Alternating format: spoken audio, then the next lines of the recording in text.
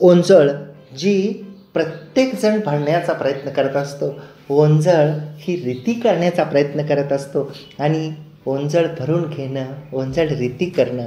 ओंजळीच्या अनुषंगानं मी माझ्या एका चारोळीमध्ये लिहिलं आहे की तुझ्यासाठी लिहिताना शब्दांना फुटतात प्रेमाचे ओतप्रोत प्राझर. तुझ्यासाठी लिहिताना शब्दांना फुटतात प्रेमाचे ओतप्रोत पाझर. निष्ठून जाण्याआधी हे हळवे क्षण, निष्ठून जाण्याआधी हे हळवे क्षण. तू तुझी ओंजळ आधी सुखाने भर, तू तुझी ओंजळ आधी सुखाने भर, आधी सुखाने भर. तर ही माझी एक ओंजळीच्या अनुषंगानाची एक चारोळी होती. आणि ओंजळ जसं की आपल्याला माहीत आहे, ज्याच्या प्रती मनात असते सुप्त सद्भावना, ज्याच्या प्रती मनात असते सुप्त सद्भावना, त्याच्या कोडकौतुकासाठी ओंजळ होते रीती.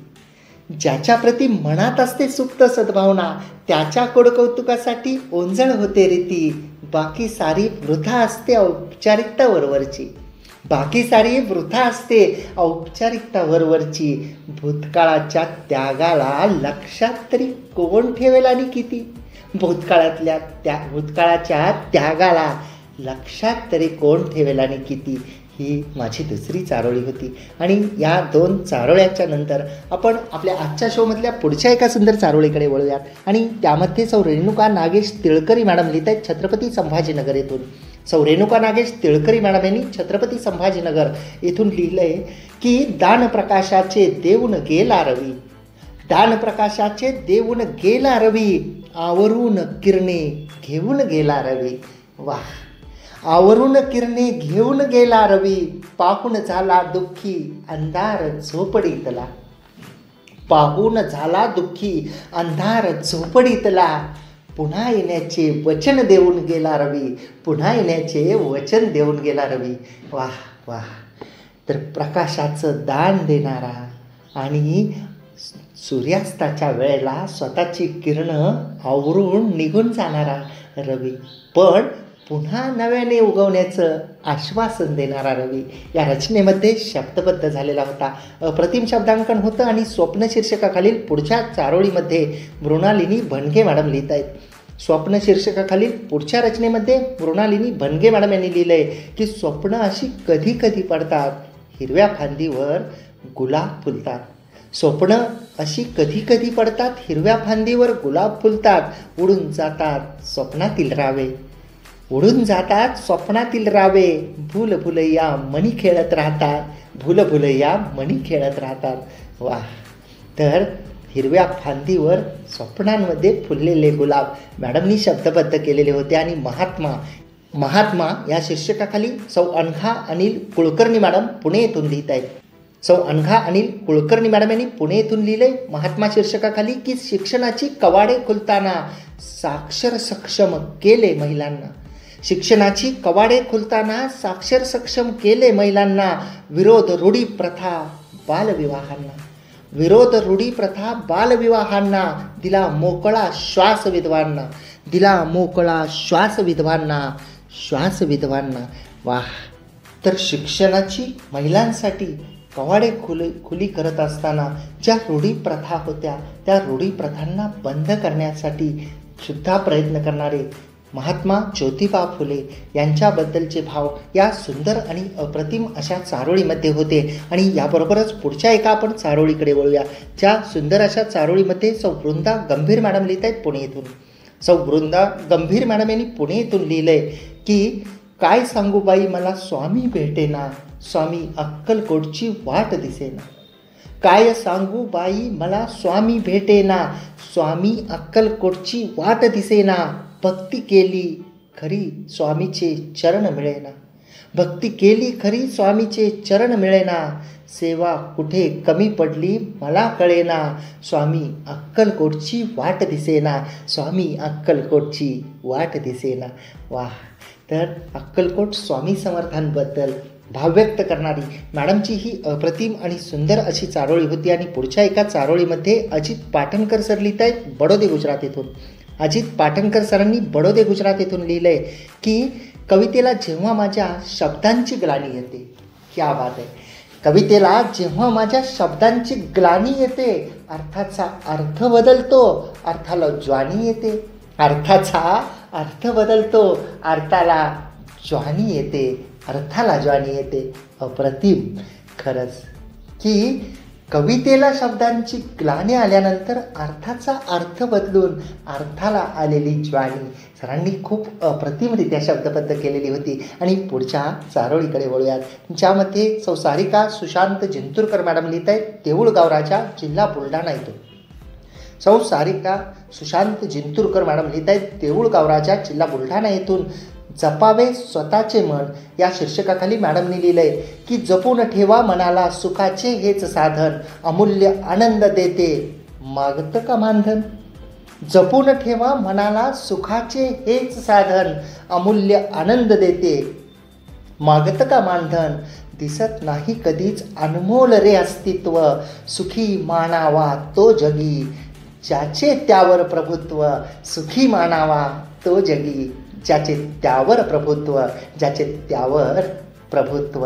आणि खरं आहे की स्वतःचं मन जपलं पाहिजे. आणि स्वतःचं जपलेलं जे मन आहे ते जपलेलं मन हेच सुखाचं साधन आहे, असा सुंदर असा संदेश या अप्रतिम अशा रचनेमध्ये होता. आणि पुढच्या एका रचनेकडे वळूयात. बीज या शीर्षकाखाली विलास नवले सरांनी लिहिले हनुमान नगर मनमाड, तालुका नांदगाव, जिल्हा नाशिक येथून.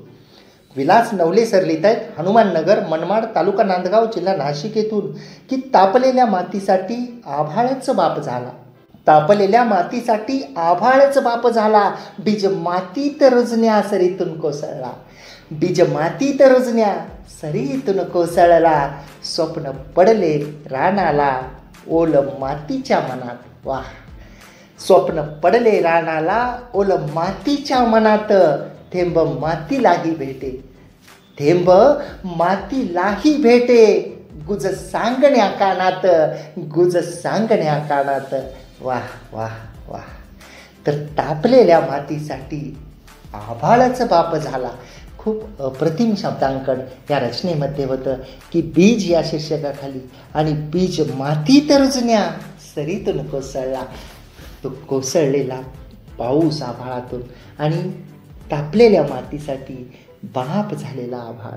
सरांनी शब्दबद्ध केलेलं होतं. अप्रतिम असं शब्दांकन होतं. आणि पुढच्या चारोळीकडे वळूयात, ज्यामध्ये सुनीता फडणीस मॅडम लिहित आहेत परवरी गोवा येथून. सुनीता फडणीस मॅडम यांनी परवरी गोवा येथून लिहिलं आहे की झाडे वेली पशुपाखरे, झाडे वेली पशुपाखरे मित्र आपले बरे.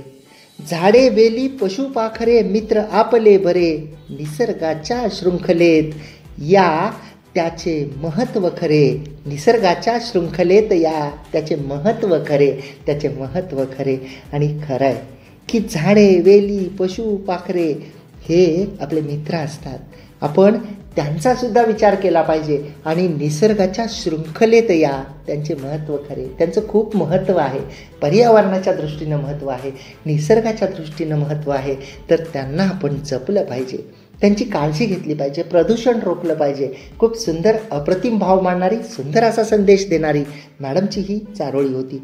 आणि पुढच्या चारोळीकडे वळूयात, ज्यामध्ये रत्ना माधव गुरव मॅडम लिहित आहेत मुक्काम कवाड, तालुका भिवंडी, जिल्हा ठाणे येथून. रत्ना माधव गुरव मॅडम यांनी मुक्काम कवाड, तालुका भिवंडी, जिल्हा ठाणे येथून लिहिलंय की कलियुगात माणूस माणुसकी हरवलाय. कलियुगात माणूस माणुसकी हरवलाय, माणसाशी चांगुलपणाने वागायला विसरलाय. माणसाशी चांगुलपणाने वागायला विसरलाय. म्हणून सांगते माणसा स्वतःबरोबर इतरांचे करायला हित. म्हणून सांगते माणसा स्वतःबरोबर इतरांचे करायला हित. माणसाशी माणसासारखे वागायला शिक. माणसाशी माणसासारखे वागायला शिक, वागायला शिक. वाह वाह वाह. खरंच की आज हरवलेली माणुसकी आणि माणसानं माणसासारखं माणसांशी वागलं पाहिजे. एकमेकांना कमी लेखलं नाही पाहिजे, एकमेकाच्या कामाला कमी नाही लेखलं पाहिजे. आणि माणुसकी म्हणजे काय, ती कशी जपली पाहिजे, याबद्दल खूप अप्रतिम सुंदर असं शब्दांकन मॅडमच्या या चारोळीमध्ये होतं. आणि पुढच्या एका सुंदर चारोळीकडे वळूयात, ज्यामध्ये कुमारी माहेश्वरी पवार मॅडम लिहित आहेत अपशिंगे, तालुका कोरेगाव, जिल्हा सातारा येथून. कुमारी माहेश्वरी पवार मॅडम यांनी अपशिंगे तालुका कोरेगाव जिल्हा सातारा येथून लिहिलंय की आयुष्यात प्रेम अलगद येते, आयुष्यात प्रेम अलगद येते, मग हे प्रेम असते तरी कसे, मग हे प्रेम असते तरी कसे, एका दिवसात कळणारे की आयुष्यभर कधीही न उमगणारे, एका दिवसात कळणारे की आयुष्यभर कधीही न उमगणारे, कधीही न उमगणारे. तर आयुष्यामध्ये जर प्रेम अलगद येतं असं म्हटलं जातं तर हे प्रेम नेमकं कसं असतं, या अनुषंगाचं शब्दांकन करताना मॅडमनी पुढं असं लिहिलं आहे की एका दिवसात कळणारं ते प्रेम असतं का आयुष्यभर कधीही न उमगणारं असं प्रेम असतं. प्रेम या अडीच अक्षरी शब्दाची महती खूप मोठी आहे. प्रेम हे ज्याला लाभलं तो नशीबवान आणि ज्याला लाभलं नाही तो कमनशिबी. कारण प्रेम या अडीच अक्षरी शब्दांनी जग जिंकता येतं, दुनिया जिंकता येते. आणि ज्याच्या मनामध्ये प्रेम असतं, ज्याच्या ओठांवरती प्रेमळ शब्द असतात, ती व्यक्ती प्रत्येकाला हवीहवीशी वाटते. प्रेमाचे 2 शब्द इतरांच्या दुःखांवर फुंकर मारणारे असतात. प्रेमाचा 2 प्रेमी युगुलांचा जो प्रवास असतो तो अतिशय मनभावन आणि सुखद असा असतो. नात्यांच्या प्रवासामध्ये जर प्रेमाची शिंपडण होत राहिली तर ते नातं फुलतं, ते नातं दृढ होत जातं. एकमेकांची मनं जेव्हा जपली जातात, एकमेकांप्रती जेव्हा प्रेम व्यक्त केलं जातं, एकमेकांच्या सुखदुःखामध्ये समरस जेव्हा झालं जातं, एकमेकांना जेव्हा जपलं जातं, तेव्हा ते नातं हे फुलतं, ते नातं चिरंतनपणे टिकतं. प्रेम या शब्दाची अशी महती आहे, नाही का. तर खूप अप्रतिम सुंदर भावस्पर्शी भाव मांडणारी मॅडमची ही रचना होती. आणि पुढच्या एका रचनेकडे वळूया, ज्यामध्ये तुळशीचे लग्न या शीर्षकाखाली सौ मीना विवेक राजहंस मॅडम लिहित आहेत नागपूर येथून. सौ मीना विवेक राजहंस मॅडम यांनी नागपूर येथून लिहिलं आहे, दिवाळी आली, दिवाळी आली, आज आहे तुळशीचे लग्न. दिवाळी आली, दिवाळी आली, आज आहे तुळशीचे लग्न. लग्नाची सर्व तयारी झाली, आम्ही आहोत त्यात मग्न.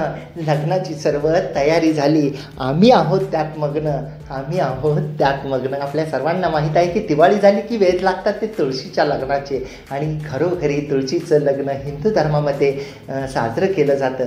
आणि इतके दिवस तू झोपली होती, आता उठून जगाचं पालन कर, अशी विनवणी त्या तुळशीला केली जाते. खूप अप्रतिम सुंदर असे भाव या चारोळीमध्ये होते श्रोते हो. आणि याबरोबरच आपण आपल्या आजच्या शोमधल्या पुढच्या एका चारोळीकडे वळूयात, ज्यामध्ये गजानन भिकाजी गेडाम सर लिहित आहेत गडचिरोली येथून.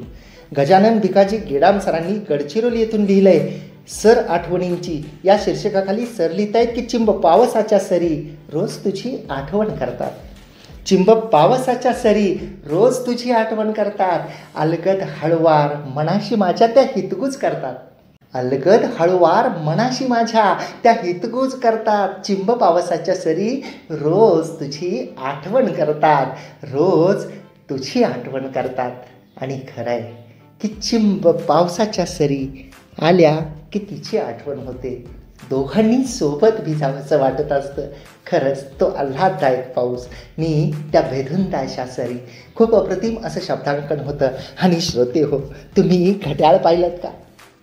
मी 2 वाजता शो सुरू केला आणि पाहता पाहता 1.5 तास संपून गेला. तुमच्या सर्वांच्या रचना सादर करीत असताना मी सुद्धा त्यामध्ये रंगून गेलो, मी सुद्धा त्यामध्ये तल्लीन होऊन गेलो. तुमचा प्रत्येक शब्द, तुमच्या मनातल्या प्रत्येक भावभावना या सर्व व्यक्त करीत असताना खरं तर कळलंच नाही की 1.5 तास कधी संपून गेला. पण आपल्याला वेळ पाळावी लागते, वेळेचं बंधन आहे.